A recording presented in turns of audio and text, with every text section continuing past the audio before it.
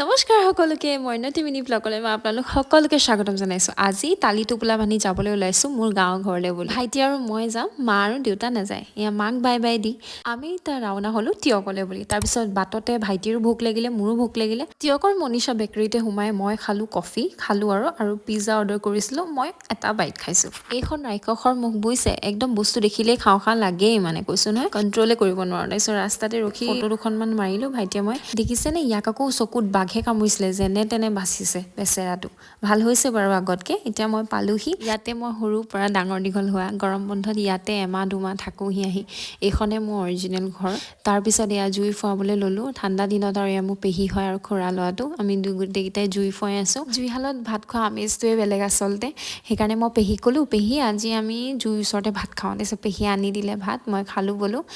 then এতিয়া শুব যাম তো কাইলৈ লগ পাইছোঁ আকৌ মই 9টা ভিতৰত বাই বাই